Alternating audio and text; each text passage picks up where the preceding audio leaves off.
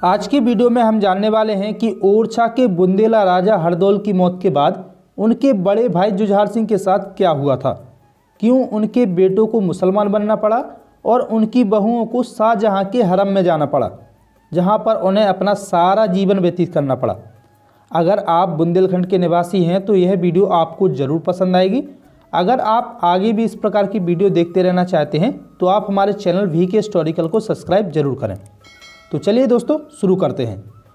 जैसे कि आपको पता होगा कि ओरछा के राजा वीर सिंह के 8 पुत्र थे, जिसमें सबसे बड़े जुझार सिंह थे और छोटे हरदौल थे। राजा वीर सिंह की मौत के बाद जुझार सिंह ओरछा के राजा बने और राजा हरदौल ओरछा के दीवान बनाए गए थे। उस समय ओरछा मुगलों के अधीन आता था, इसलिए जुझार सिंह ज़्यादातर ओरछा के बाहर मुगल दरबार में रहते थे। वहाँ वे 4000 जात और 4000 सवार के मनसबदार थे। मनसब एक सैनिकों की पोस्ट होती थी जो उनकी काबिलियत के अनुसार दी जाती थी। जब राजा जुझार सिंह ओरछा से बाहर रहते थे तब हरदौल ही राज्य के कामकाज को देखा करते थे। इसी बात का फ़ायदा उठाकर एक बार जुझार सिंह के दरबारी पहाड़ सिंह देवर भाभी के अवैध संबंधों की कहानी बनाकर जुझार सिंह से कह देते हैं, जिसको राजा जुझार सिंह सही मान लेते हैं और अपनी पत्नी से खाने में विष मिलाकर हरदौल की हत्या करवा देते हैं। राजा हरदौल की हत्या करवाने की असली वजह क्या थी, इसके लिए हम आपको किसी और वीडियो में बताएंगे। इस घटनाक्रम के बाद राजा जुझार सिंह अपने बेटे विक्रमजीत को राज्य का भार सौंपकर शाहजहां की सेवा में चले जाते हैं। सन 1629 में विक्रमजीत विद्रोह कर देता है। यह बात सुनकर जुझार सिंह भी ओरछा आ जाते हैं और अपने आप को स्वतंत्र राजा घोषित कर देते हैं। जब इस बात की भनक शाहजहां को लगती है तो शाहजहां विद्रोह को कुचलने के लिए एक विशाल शाही सेना भेजते हैं। इस सेना के साथ महाबत खां, अब्दुल्ला खां और शाहजहां लोदी को भेजा जाता है। इस युद्ध में बुंदेलों की पूरी तरह से पराजित हो जाती है, इसलिए शाहजहां ओरछा के कुछ इलाकों को अपने अधीन कर लेता है और बुंदेलों को क्षमा कर देता है। इसके बाद जुझार सिंह दोबारा शाही शिविर में चले जाते हैं और शाही सेना स्वीकार कर लेते हैं। जुझार सिंह 5 वर्षों तक दक्षिण में पूर्व स्वामी भक्ति के साथ कार्य करते हैं, लेकिन एक दिन दक्षिण से बिना इजाज़त के ओरछा चले जाते हैं और 1635 में शाहजहां के विरुद्ध विद्रोह कर देते हैं। ओरछा के जो भी क्षेत्र मुगलों ने अपने अधीन कर लिए थे, उन्हें पुनः प्राप्त करने का प्रयत्न करने लगे। जुझार सिंह ने चौरागढ़ मध्य प्रदेश किले पर आक्रमण कर दिया। वहाँ के राजा भीमनारायण या प्रेम नारायण को परास्त कर दिया। भीमनारायण गोंड को मारकर चौरागढ़ राज्य पर अपना अधिकार कर लिया। शाहजहां इस कार्रवाई से बहुत क्रोधित हुए, क्योंकि उसने चौरागढ़ गोंडवाना पर हमला न करने की चेतावनी दी थी।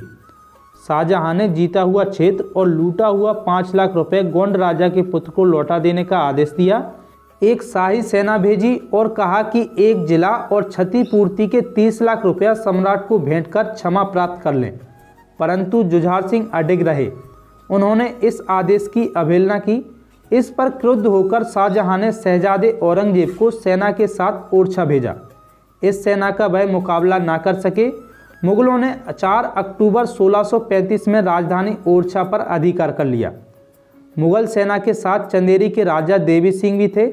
देवी सिंह को यहाँ का राजा बना दिया गया। इसके बाद जुझार सिंह अपने परिवार को लेकर धामनी के किले में चले गए। धामनी का किला सुदृढ़ था। इसके 3 तरफ दलदल और एक तरफ खाई होने के कारण यहाँ पर सुरंगें खोदना मुश्किल था। रात्रि में शाही सेना के सिपाहियों ने निशानियों या सीढ़ियों के सहारे गढ़ में प्रवेश किया, वहाँ पर अधिकार करने के लिए युद्ध किया। जुझार सिंह ने शाही सेना का मुकाबला किया। यहाँ से जुझार सिंह अपने परिवार और खजाने सहित चौरागढ़ किले में पहुँचने में सफल हुए। जुझार सिंह के योद्धा किले में रहकर युद्ध करते रहे, परंतु अंत में परास्त होना पड़ा। बुंदेला विद्रोह के दौरान सन 1635 में जब ओरछा के राजा जुझार सिंह बुंदेला मुगलों से अंतिम युद्ध कर रहे थे, इसके पहले उन्होंने अपने परिवार की महिलाओं और बच्चों को गोलकोंडा की ओर रवाना कर दिया था। मुगलों की ओर से युद्ध कर रहे खानजहां नुसरत जंग को इसकी खबर मिल गई। उसने अपने बड़े लड़के सैयद मोहम्मद को 400 सवारों के साथ पीछा करने के लिए भेजा। उसने इस काफिले पर हमला कर दिया, पर विजय प्राप्त नहीं कर सका। जब दूसरे दिन खानजहां नुसरत जंग एक बड़ी सेना लेकर सहायता के लिए आ गया, युद्ध के अंत में खान जहां नुसरत ने घायल महिलाओं के साथ जुझार सिंह का छोटा लड़का दुर्गभान तथा उसका नाती दुर्जन सिंह को बंदी बना लिया। उधर मुगल सेनाएं राजा जुझार सिंह का लगातार पीछा करती रहीं। औरंगजेब चौरागढ़ में भी आ गया। यहाँ से जुझार सिंह चांदा और देवगढ़ के प्रदेश से होते हुए दक्षिण की ओर निकल जाने का प्रयत्न करने लगे, परंतु यहाँ भी पीछा करती हुई मुगल सेना एकाएक आ पहुँची। अब बचकर निकलना असंभव था। शाही सैनिक उन पर टूट पड़े। इस युद्ध में बहुत से बुंदेले भी मारे गए और स्त्रियों को बंदी बना लिया गया। जुझार सिंह और विक्रमजीत जंगल में चले गए, जहां उन्हें गोंडों ने मार डाला और उनके मस्तक काटकर शाहजहां के पास भेज दिए गए, जहां बादशाह के आदेश अनुसार ये कटे हुए मस्तक सीहोर नगर के दरवाजे पर टांग दिए गए। 24 जनवरी 1636 में खान जहां नुसरत जंग ने वीर शिव देव महल दतिया में बंदी महिलाओं और दोनों राजकुमारों को शाहजहां के सामने पेश किया। शाहजहां के आदेश अनुसार इन राजकुमारों को मुसलमान बना दिया गया। इनके नाम इस्लाम कुली खान तथा अली कुली खान रख दिए गए तथा इन्हें फिरोज जंग नाजिर के संरक्षण में दे दिया। वीर सिंह देव की विधवा रानी अत्यधिक घायल होने के कारण इनकी मृत्यु हो गई तथा अन्य रानियों को धर्म परिवर्तन कराकर मुगल हरम में अपमानजनक जीवन व्यतीत करने के लिए भेज दिया गया। 2 पुत्रों उदयभान और दूसरा बालक था ने अपने सेवक सहित गोलकुंडा राज्य में शरण ली।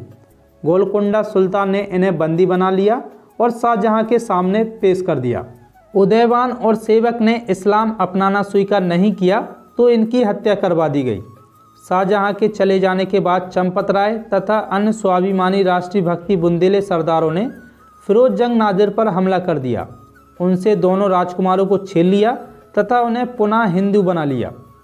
शाहजहां को जब इस घटना की खबर मिली तो उसने शाहजहां खान नुसरत जंग को इन दोनों राजकुमारों को पकड़कर कत्ल करने का आदेश भेजा। चंपत राय मुगलों से इन दोनों राजकुमारों की रक्षा नहीं कर पाए। अंत में दोनों राजकुमार शहीद हो गए।